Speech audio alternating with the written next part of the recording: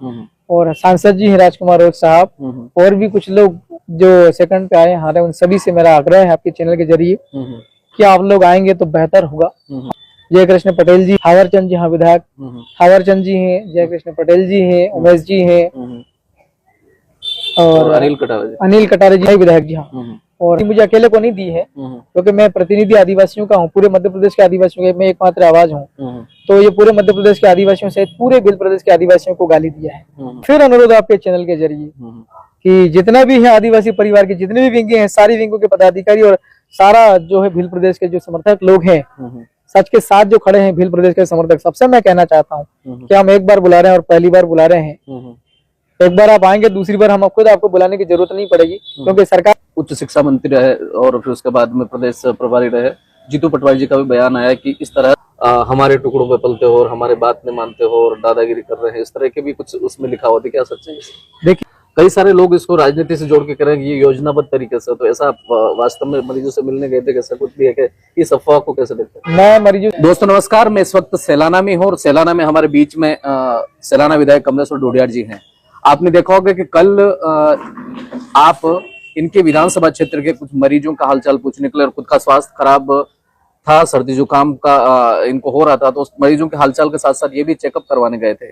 उस दौरान आपने सोशल मीडिया के माध्यम से देखा होगा कि एक चिकित्सक जो रतलाम जिला चिकित्सालय का है, वहां एक वीडियो वायरल हो रहा है। उस वीडियो में एक चिकित्सक विधायक महोदय को गाली देता हुआ दिखा दे। उसके बाद में कई समाचार पत्रों में वो खबरें भी छपी और आपस में इनके द्वारा भी मुकदमा दर्ज किया गया और उनके द्वारा भी मुकदमा। तो सबसे पहले सर ये मामला क्या था, एक बार बारीकी से बताएंगे थोड़ा सा दर्शकों को? बारीकी से तो मैं क्या बताऊं, मैंने 5 नवंबर यानी कि आज से करीब 1 महीने पहले चिट्ठी लिखी थी। रतलाम का जिला अस्पताल है, उस जिला अस्पताल के सिविल सर्जन को मैंने जानकारी मांगी थी कुछ अस्पताल में क्या व्यवस्था है, पिछले 5 सालों के दौरान आपने क्या व्यवस्थाएं करी, दवाई गोली खरीदने में, इंजेक्शन खरीदने में, और भी तमाम प्रकार की सामग्री होती है, पलंग कितने हैं, पंखे कितने हैं, लाइट की क्या व्यवस्था, भोजन पानी का क्या हिसाब किताब है, कौन कंपनी ठेकेदार कौन है, इसकी जानकारी निकाली।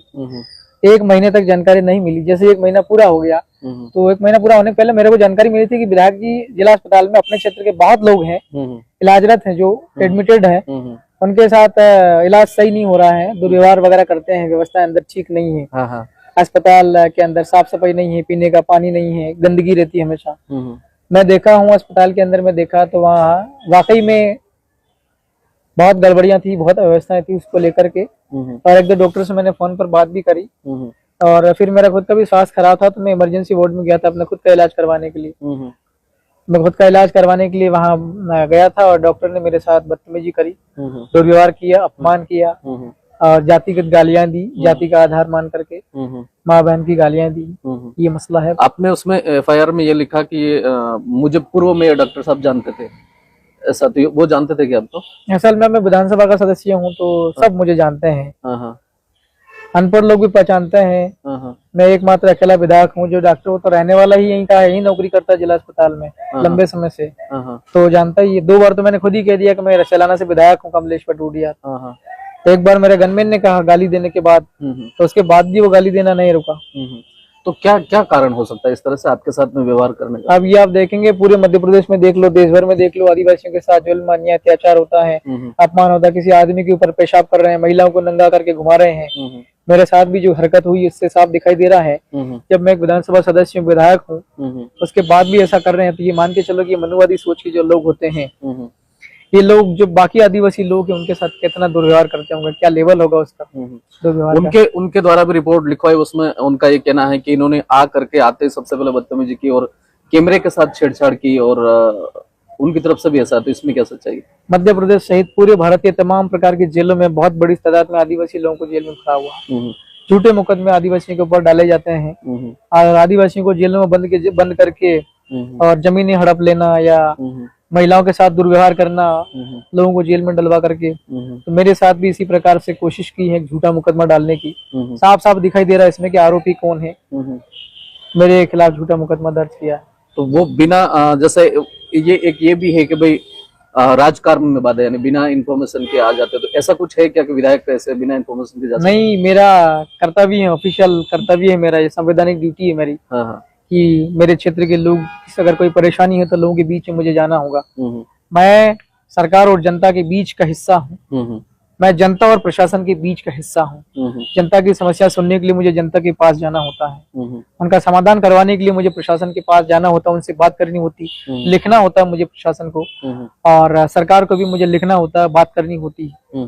मैं बीच का व्यक्ति हूँ और मेरी ड्यूटी है जी अस्पताल में जाना और समस्या देखना, अव्यवस्थाओं को दूर करना, ये मेरी ड्यूटी है। मैं अपनी ड्यूटी कर रहा था और ये भी एक प्रकार का शासकीय कार्य ही है। मैं शासन का हिस्सा हूँ, विधायक हूँ मैं, तो मेरे ड्यूटी का निर्वहन करने के दौरान बाधा पहुंचाई है, ये एक प्रकार से शासन कार्य में बाधा है।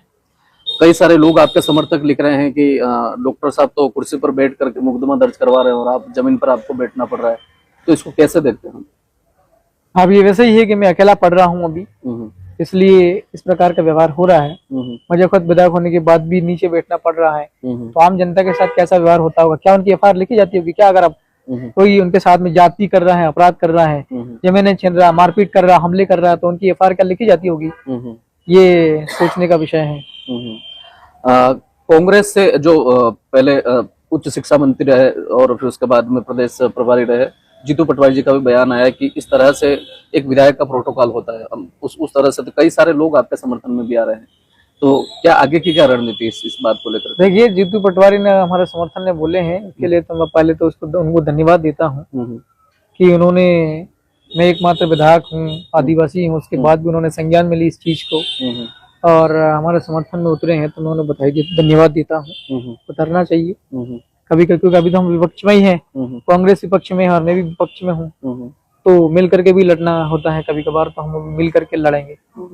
कुछ दिन पहले तो आपने हॉस्टल के लिए रैली निकाली और फिर सबको सारा, मुख्यमंत्री जी को भी धन्यवाद दिया आपने, कश्यप साहब को भी, सबको दिया, लेकिन अचानक फिर ये इस तरह का मैटर, तो कैसे राजनीति में इस तरह के उतार चढ़ाव को कैसे देखते? नहीं, असल में ये है कि वो जो लड़कियों वाला मसला था, अगर मान लीजिए 13 लड़कियां थी ऐसा कहना, कुछ और भी बच्चे ऐसे निकले थे, करीब 20 बच्चे हैं जिनको एग्जाम देने का मौका मिला, उसको लेकर के हमारे साथियों ने संघर्ष किया है, तो मैंने साथियों को बधाई दी और उनको धन्यवाद दिया। लड़कियों को जिनने एग्जाम दिया उनको मैंने बधाई दी है कि आपको एक अवसर मिला है, ताकि आपका एक साल खराब हो रहा था, एक ईयर आपका बर्बाद हो रहा था, अपने जीवन का इम्पोर्टेंट ईयर, क्योंकि वार्षिकी परीक्षा होती है, तो वो आपको अवसर मिला है, आपको बधाई। और जो हमारे साथ में बैठे थे धरने पर, करीब 100 लोग थे हम लोग, पूरी रात भर हम आधी रात बैठे रहे, 12 बजे तक, इतनी कड़ाके की ठंड में। भोजन भी हमने वहीं, जहाँ कलेक्टर की गाड़ी खड़ी थी, वहाँ धूल कचरा हुआ था, वहीं हमने बैठ के खाया।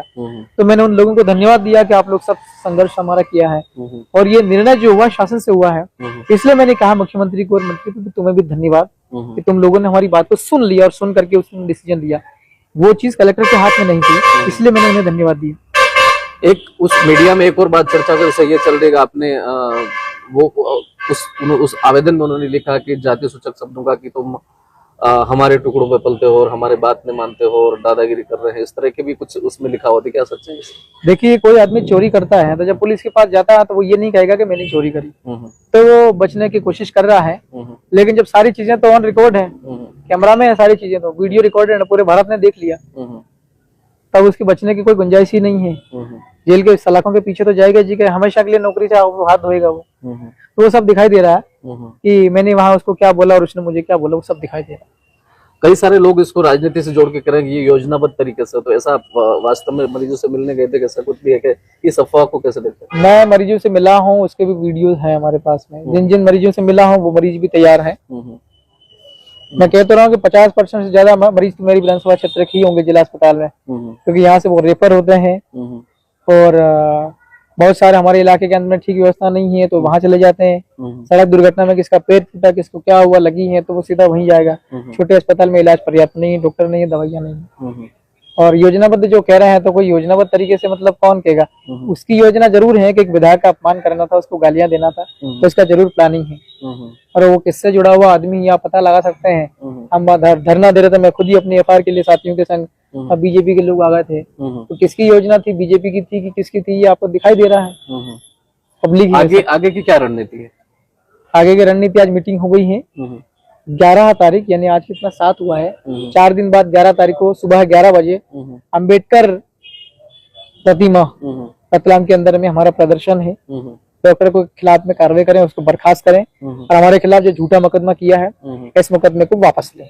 कौन कौन लोग रह सकते हैं इसमें, आपके साथ में कौन सा? मैं आपके चैनल के माध्यम से, मैं जिस पार्टी से बिलोंग करता हूँ, राजस्थान में 4 विधायक थावर चंद जी हैं, जय कृष्ण पटेल जी हैं, उमेश जी हैं, और अनिल कटारे जी नए सांसद जी, वो नए विधायक जी, हाँ नए विधायक जी, हाँ, और सांसद जी हैं राजकुमार रोज साहब, और भी कुछ लोग जो सेकंड पे आए हैं। उन सभी से मेरा आग्रह है आपके चैनल के जरिए कि आप लोग आएंगे तो बेहतर होगा। हम मध्य प्रदेश के लोग पिछले 10 साल से सड़क पर लड़ाई लड़ते आ रहे हैं। अब जब लोगों ने यहाँ पर मुझे लड़ाई करने की जिम्मेवारी दी है, सदन के अंदर आवाज उठाने की, मेरे ऊपर इस प्रकार की हरकतें हो रही, हमले हो रहे हैं, एक टाइप का हमला ही है ये। तो मेरा आह्वान, आग्रह है मेरा कि राजस्थान से कृपा करके और हमारे समर्थन में, क्योंकि मेरे साथ साथ और भी 5-7 साथी, उनके खिलाफ भी झूठा मुकदमा दर्ज किया है। और ये जो गाली मुझे अकेले को नहीं दी है, क्योंकि मैं प्रतिनिधि आदिवासियों का हूँ, पूरे मध्य प्रदेश के आदिवासियों के मैं एकमात्र आवाज हूँ। तो ये पूरे मध्य प्रदेश के आदिवासियों से पूरे भील प्रदेश के आदिवासियों को गाली दिया है। तो मैं अनुरोध करता हूँ कि 11 तारीख को सुबह 11 बजे, अनुमति की चिंता नहीं है, मेरी चिट्ठियां चल रही हैं। ये जो जिला है रतलाम, ये कलेक्टर के इशारों पर नहीं चलेगा, ये जिला कानून से चलेगा। तो कोई भी साथी गुमराह ना हो कि अनुमति मिली या नहीं मिली, हमें अनुमति लेना नहीं है, हमें ये सूचना करना है शासन को और प्रशासन को कि जो हमारे साथ जुल्म हुआ है, अत्याचार हुआ है, इसको लेकर के हम हमारी आवाज उठाने के लिए आ रहे हैं। पैदल चलेंगे, हमारी सुरक्षा में आप लोग आए, पुलिस हमारी सुरक्षा में आएगी। इसलिए कोई भी साथी गुमराह ना हो कि अनुमति नहीं मिली, हमको अनुमति नहीं लेना, हमको हमारी समस्या लेकर के जाना है, अनुमति लेना नहीं है। पुलिस प्रशासन की तरफ से कैसे क्या आपको कोऑपरेट किया जा रहा है? अब वो तो मेरे ख्याल से पुलिस प्रशासन के जो बड़े अधिकारी हैं वो बहुत विद्वान होते हैं, वो पढ़ करके आते हैं, आईपीएस जैसी कुर्सी पर वो लोग होते हैं, तो वो ठीक ही रहेगा, कोई दिक्कत नहीं है। ये जो मुकदमा हुआ है ये बीजेपी के लोगों ने दबाव बनवा के मेरे खिलाफ और मेरे साथियों के खिलाफ किया है। कुछ साथी तो मेरे मौके पे थे ही नहीं अस्पताल में, उनके खिलाफ मुकदमा कर दिया है। तो ये साफ साफ है कि दबाव है। हाँ। अच्छा, एक साथी हमारे भिल प्रदेश विद्यार्थी मोर्चा के प्रदेश अध्यक्ष हैं, दिनेश माल करके। जब हम लोग मैं गया था अस्पताल में मरीजों से मिलने और उपचार मेरा खुद का करवाने, तब वो जाबरा में था व्यक्ति। तो भिल प्रदेश विद्यार्थी मोर्चा के प्रदेश अध्यक्ष संयोजक के खिलाफ मुकदमा कर दिया, क्योंकि हम लगातार विद्यार्थियों की आवाज उठा रहे हैं। हम लोग अभी नर्सिंग में सफलता हासिल करी, हम चर्चा में आए, इसलिए उसके खिलाफ झूठा मुकदमा किया। तो क्या ये सारी विंग इसमें आंदोलन में शामिल होगी भिल प्रदेश की? मेरा फिर अनुरोध आपके चैनल के जरिए कि जितना भी है आदिवासी परिवार की जितनी भी विंगे हैं, सारी विंगों के पदाधिकारी और सारा जो है भिल प्रदेश के जो समर्थक लोग हैं, सच के साथ जो खड़े हैं भिल प्रदेश के समर्थक, सबसे मैं कहना चाहता हूँ कि हम एक बार बुला रहे हैं और पहली बार बुला रहे हैं। एक बार आप आएंगे, दूसरी बार हम खुद आपको बुलाने की जरूरत नहीं पड़ेगी, क्योंकि सरकार और प्रशासन और ये जो लोग हैं मनुवादी लोग षड्यंत्र रचते हैं, इस प्रकार के लोग सुधर जाएंगे। इसलिए हम लोग एक बार आपको आह्वान करते हैं।